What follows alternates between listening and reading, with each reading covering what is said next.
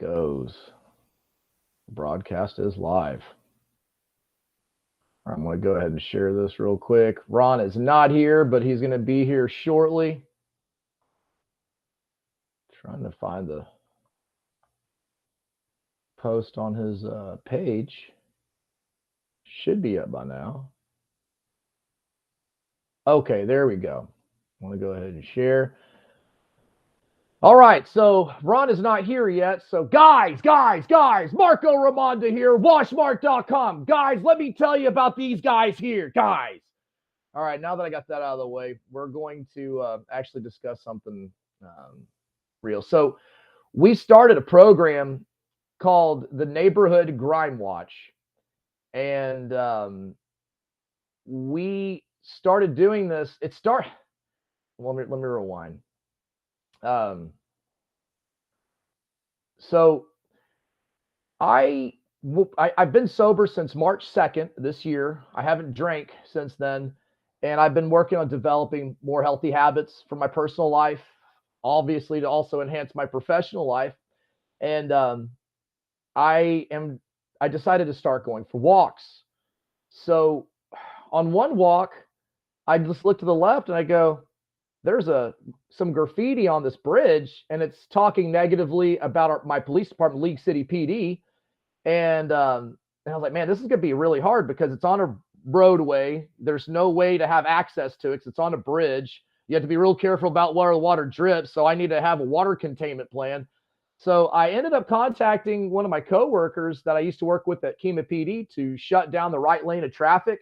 And then I parked up there with my rig. I got my sand dams down. I got a bunch of paper towels. I got a back guard, and I soaked up everything and cleaned the graffiti off. And the locals loved it. They're like, man, that's great. And I'm like, well, why didn't anybody else do this? And I get it. It takes them forever because if you submit a complaint to the state, it can take up to a year for them to either paint over it or clean it off. So I said, you know what? We don't have a lot of wash jobs right now. The store's not really that busy. I'm just going to wash it. It's not a big deal. It takes me 10 to 20 minutes to do one graffiti tag. And we removed it. And then I find another one in Webster on another bridge. It's actually on two sides of a bridge. So I contact somebody I went to the police academy with, James Wingfield. Hey, how's it going?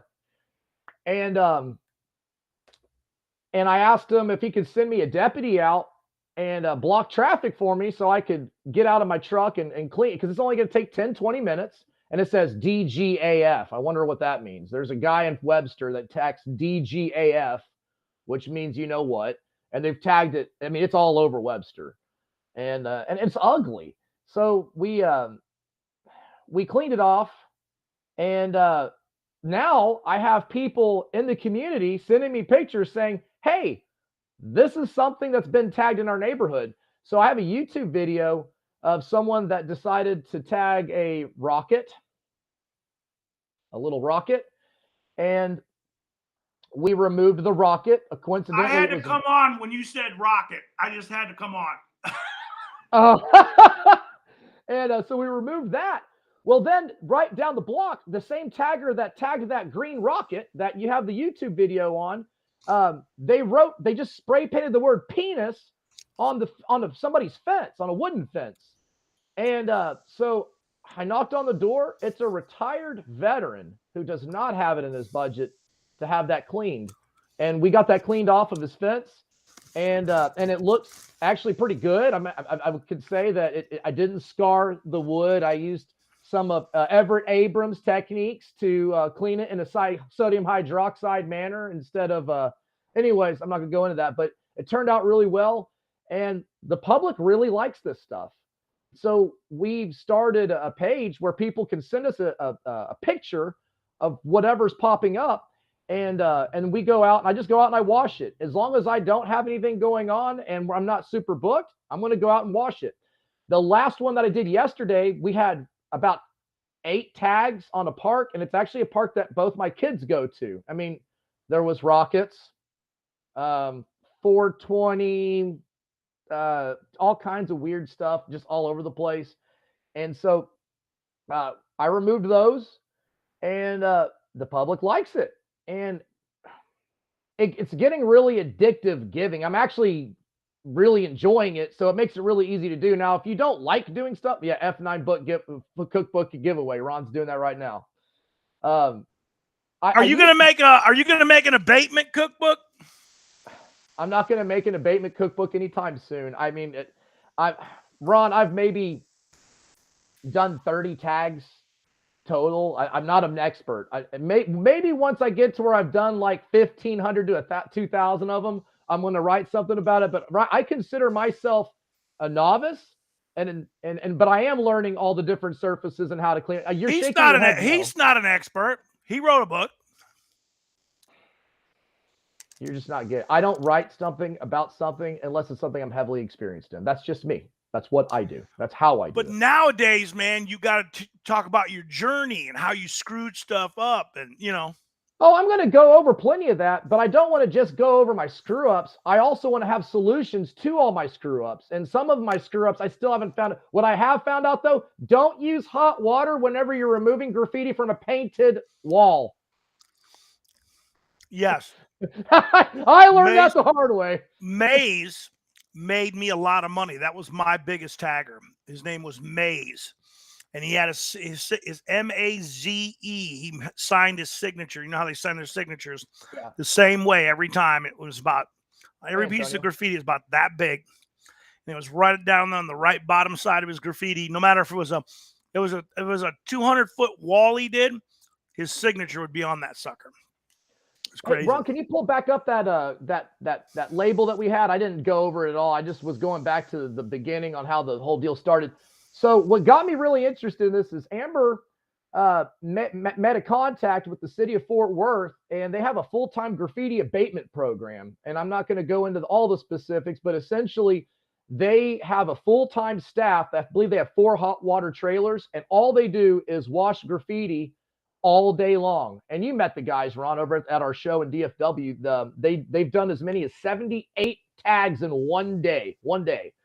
And they and we won the bid on selling them their graffiti removal. So this label we made specifically for the city of Fort Worth. And the reason why it's called Undone is they have a notorious tagger in the city of Fort Worth that I guess he's known as Undone. I haven't looked at the entire story behind it, but that's the reason why it's named after that. It's actually, it involves their most notorious tagger. I think it's really cool that we got to do something like that for the city. It makes it something that they're also going to remember on the product. But they needed an alternative product to Taganator that didn't have such a large concentration of hydroxide, because I guess some of the guys that were on the field didn't want to use it as often. So we have this version, and we will be having this for sale to the public next month. So 3 more entries to the events while I was just online, Marco. Just online, 3 more. Just 3 more. And I haven't even talked about the event. We have an awesome unique giveaway that we're going to be having at our show. I'll let you spill the beans on it whenever it gets closer to that time, but we will be having one heck of a giveaway at the show, and it's going to be a very memorable This giveaway could be like from 5,000 to 25,000, depending on what we get outfitted on there. Yes. Yeah, crazy. So that's what I wanted to go over on the graffiti abatement. It feels extremely good to give back. The first time I did it, it was okay, but after I did about 3 of them, it felt really good. And I was like, I can't wait to do my next one. Every time I'm driving, I'm like looking for graffiti on a bridge now, just so I can go wash it, because I enjoy it. I actually really enjoy washing it. And I notice whenever I'm not obligated to a customer, I'll actually work even harder. I know that sounds weird, but whenever you're doing it because you want to, you're going to do a damn good job on it. I can't stand washing, by the way. Oh, yeah? I can't stand it. I actually enjoy it. Ron, as soon as we get off this video, I'm finishing that commercial job that we were going to go live yesterday. I was out at a commercial job site, and I had 5G signal. I couldn't figure out how to turn 5G off on my phone, and that's the reason why we didn't go live yesterday. So isn't that crazy? We're literally at the point we've got to turn 5G off our phone to get service. It's the most ridiculous thing I've ever heard of. Yeah, and it also sucked because I had 2 8-gallon-a-minute hot water machines out there, and I was getting about 10 gallons a minute off of the water supply, and I was just like, "Oh, this is not fun." It's You're like, this sucks. I may as well just brought one machine. Man, I got a lot of comments on my page, man. How do you sign up for the event? nationalcleaningexpo.com. Go there and check it out. And it will be in February at the South Shore League City Convention Center. We are going to have. Don't give any dates yet. I'm not giving any dates. I know. We're not giving any dates, but we have so much information to give. We have and my focus, myself and Amber especially, our focus is on the marketing more than cleaning application. We have plenty of guys teaching how to wash. We have plenty of people teaching how to control wastewater. We have plenty of people teaching how to do window cleaning, but we really need better training on marketing and relationship building. Relationship building is my thing. That is what I do, and I love making connections. I love connecting the dots. So that's the kind of stuff that I really want to go over, and I really want to explain to people that you don't need to have everyone as your customer. You can actually do better than everybody if you just have one really good customer. If you just have one really good customer, you want a couple of them, but I mean, you want a lot of good customers, not just a bunch of regular customers. But remember, we said we were going to give some tips away tonight, right? We were going to give away a couple of tips.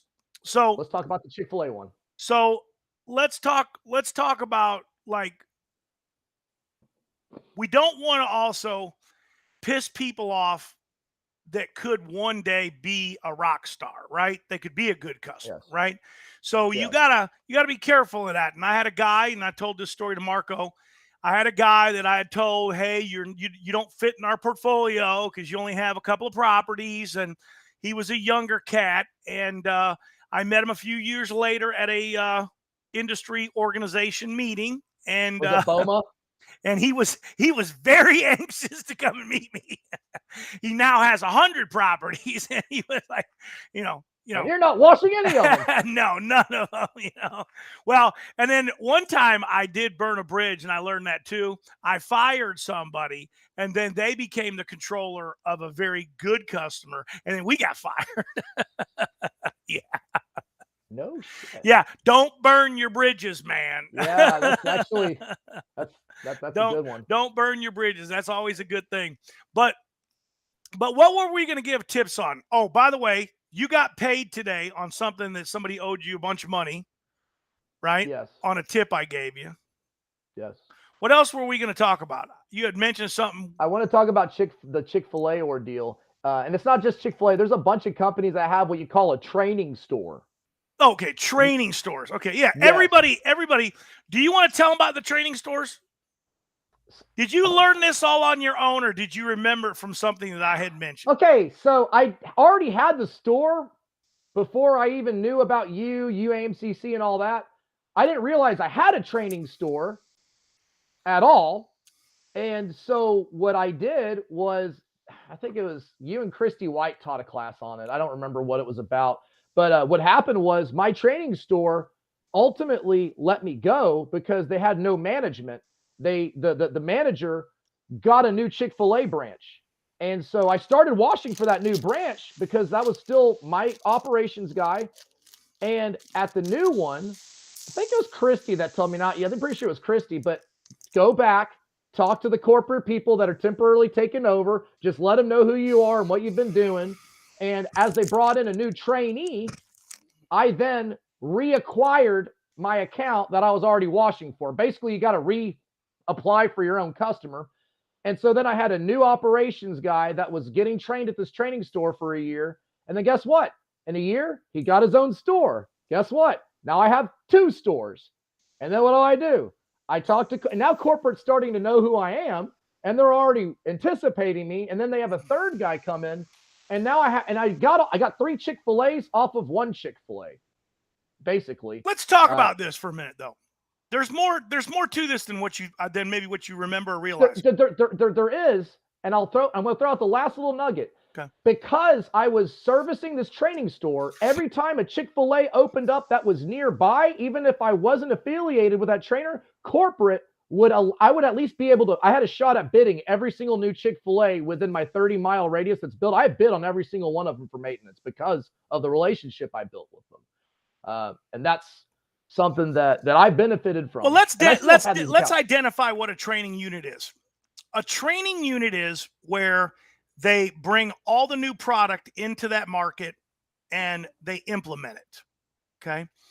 All of the management goes through that training unit for the entire area. They also have regular meetings with the entire district at the training unit, just so you know. So there's days in a quarter that every manager in the district will be in that one that did store, happen before. Okay? Yes. In that one store. So I'm going to talk about all the benefits, but here's the biggest benefit, and nobody knows this, and some of these guys are going to like deer in the headlights. I don't know what he's talking about.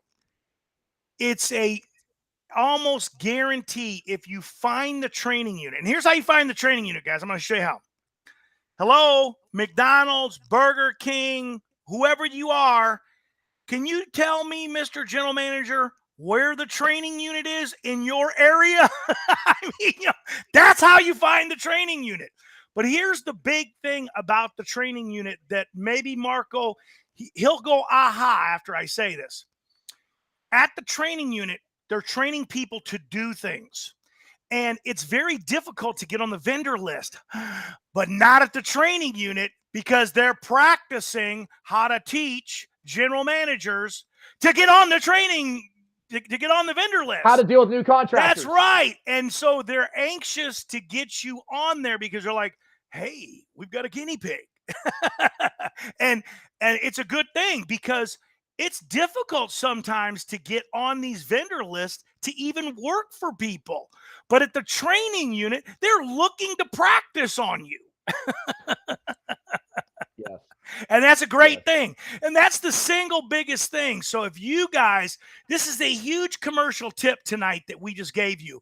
If you find the training unit inside the corporation and you go seek them out and try to establish and get their business, no matter how you got to get their business, if you do that, it's a guarantee that you're going to get on the vendor list, and then you're in their internal phone book. And then what starts happening? Other units start calling you from the internal phone book. And that's what's happened with Chick-fil-A for me. And people understand, I'm in Houston, a very, very, very saturated market, and I still am bidding on every single Chick-fil-A that's popping up, every single one of them. And I even get told by my Chick-fil-A operators, man, you got a lot of competition. I get solicited about 3 times a week. I'm like, you happy? Yes. Okay, good. How are we going to give this thing away, man? First guy to answer a question or something, we give him the cookbook or something. Maybe we ask them about training units, maybe a question. What was the biggest commercial tip we gave tonight? And they were like, about training units. First guy to answer. We'll have to think of a question, man. We got to come up with a question. We could talk about what new program you started, Grime. What are you calling it? Grime Fighters? Neighborhood. Are you calling it Grime Fighters? Grime Fighters, or what do you call it? Neighborhood Grime Watch. Neighborhood Grime Watch. And we got just the tip. That's your old marketing. I hated that marketing. I couldn't stand that marketing. We still have people buying those hats, by the way. I know you do. We still have people buying the hats. But I guess one good question, you know what we can ask? What is the name of the new graffiti remover that we just announced? Man, I don't even know the name of it. I better take a look. I know. Oh, you just screwed it up, Ron. You just put it on there for everybody to see. Well, I want to see what it was. The contest ain't on yet. We got to give everybody a fair chance. They got to look and see what the name of it is. All right, we got to use something else now. No. When it's time, we'll ask it. See, we'll ask that question. Sprint doesn't count. We'll Brent say doesn't count because Braun just doesn't count. Sorry. Amber Sorry. won. She won a gallon of your graffiti. It's her product. It's her product. Hey, the name was genius. You think so? That's what Brett thinks. No, Neighborhood Crime Watch. So a lot of people don't know this, but I used to be a police officer for damn near 15 years. And, we have Neighborhood Crime Watch all over the place, and it's not as active as it used to be. And I just wanted something that was relatable. My goal with it is for us to get it systemized. And what I would love to have is contractors in other regions that want to pick this up, because it's really nice to be able to just go there. I mean, I've had people in the community that want to donate money just so I don't have to spend my own personal money on the soap to wash this. And I think that's a great thing that the public wants to get involved, because what I'm finding is the public here hates graffiti. They don't like it. They don't. They do not like graffiti. They don't like marijuana leaves on merry-go-rounds, and they don't like rocket ships on concrete. That's not what they want to see. Even though we're close to NASA, they don't want to see red rockets. They don't want to see them, which I just actually power washed. The most thing I ever removed pre-pandemic were rockets, and then it became F the police. I've only removed one of those so far. Only one? Only one so far. That's shameful. I've done 6 rockets. You want to know why, man? Because they get those things off quick. Rockets can stand for a couple of days because everybody thinks they're funny. But the police don't think that's funny. So that gets reported immediately. Well, here's something I don't like about, so people that have done graffiti and people who haven't actually, this is something you're going to find.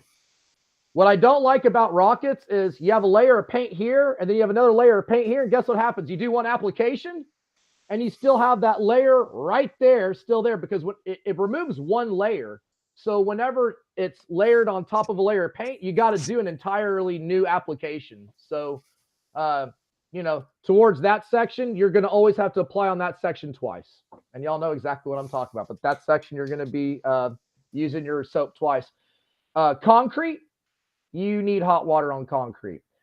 If it's siding with paint, do not use hot water. I just screwed that up last week. Didn't think I was using hot water, and some of the paint on the building went with it. They were totally cool with it because it was free, but if I was charging for the service, they might have not been so cool with it. So lesson be learned.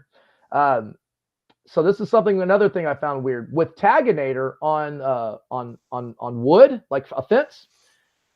You don't pre-soak it. I spray it on while the fence is totally dry, and then I rinse with the ball valve with heat. All right.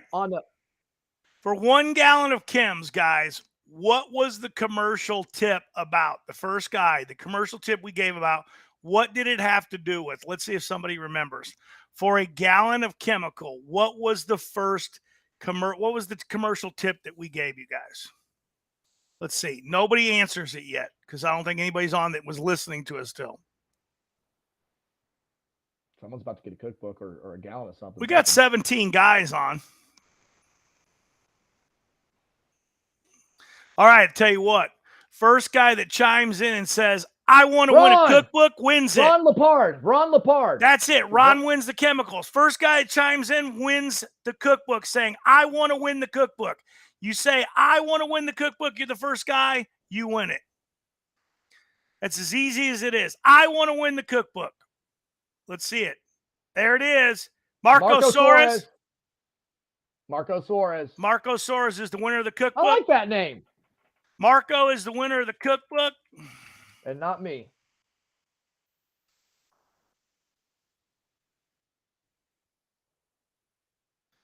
And who do we say was the winner? Oh, Richard Hilt, right? It was Ron Lepard was the one for the gallon of chemical. Ron Lepard? Yes. It was a Ron and a Marco that won. Oh, this is rigged. Ron and Marco, just not our last name, but a Ron and Marco won a giveaway from Ron and Marco. Hey, Side of guys, our both of you, please message me privately on Messenger. Do it now. Ron and Marco, please message me. Marco, message me and tell me you won the cookbook. Ron, message me and tell me you won the Kims. We'll get those dang things out there. I am sorry that you missed it, Antonio. Oh well, next time you'll get another shot. Antonio, you got some shirts, man. Sport me up a shirt in friends group, and I'm sure maybe I can get you a gallon of Kim's. But I need a good picture of you wearing the shirt. I love, Marco, when they take a picture of the shirt in the package laying on like the countertop. I got a million of those, man. We need the picture of it on you where you're in it wearing with your pretty smiling face. That's what we need to see. Ron, I do have to go in 5 because I got to start my wash job. Well, we can go now, man. I'm done. Let's do a closing. Guys, Wash Mart training event's going to be in February. We're going to have a whole lot going on. There's going to be a whole lot of giveaways. I'd love to see you there.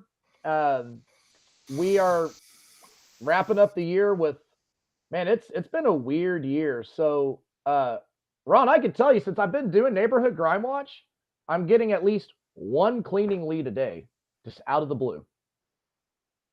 People don't realize it, man. It's like every day, and I don't advertise washing anymore, but I'm getting a cleaning lead, sometimes 2, every day. People need to understand. They wonder why I do my videos, and they just don't get it, man. That's why I'm out there. How do you like what I'm doing with cleaning dirty places? Have you been watching it at all?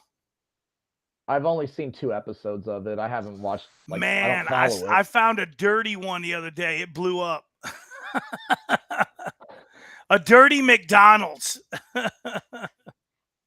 So, do they get pissed whenever you blast them like that? Yeah, they get pissed. They get pissed. But I'll come back and clean it for free. That's gonna be a second tier to the video. And man, wouldn't it be something if we can get a restaurant somewhere close to the convention center that can agree to let us do like a cleaning at night or something? That'd be cool, like that Burger King that's right down the street or something. Let's clean it. Why do we need their permission? Who's going to put somebody in jail for taking away their dirt? Man, you never know. People are petty. Especially nowadays. People are petty over. I'll call the Burger King and they'll let us clean, man. They're not going to say we can't clean it. I think it'd be great to get. Hey, Ron, wait, you know what? One of my Chick-fil-A's, I'm willing to bet, because one of my Chick-fil-A's is only 1 mile from the convention center. I'm willing to bet if that Burger King is weird about it, I know I can get my Chick-fil-A to do it. Let's do it then. So we're going to announce this. Yeah. There's going to be a 2-hour nighttime fast food cleaning seminar. Yeah, I think we should do it because we're both sober. Now we can do it. Instead of us drinking at night, the social drinking.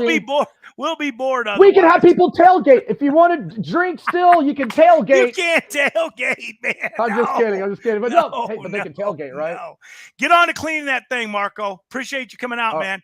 Guys, Marco Raimondo, Wash Mart. He's got an event in February. Look for it. It's going to be the 7th, 8th, 9th, or the 8th, 9th, 10th. But it's going to be one of those days. We'll have the lockdown on it pretty soon. You can still sign up at National Cleaning Expo, and I highly advise that you do, because the Sandestin Miramar event is already at 300 people and scheduled to be about 1,400. So make sure you guys go get your seats. New Jersey event is blown up. It's over 100 and some people. We can only hold about 90 guys. We're going to be calling to see what the confirmations are on that and probably start a waiting list. But go ahead and sign up, because you got to get on that waiting list, guys. Thanks again, Marco. Look forward to coming out. Look forward to seeing you out in February. Ron Musgraves, Pressure Washing Institute, Contractors First. We're out.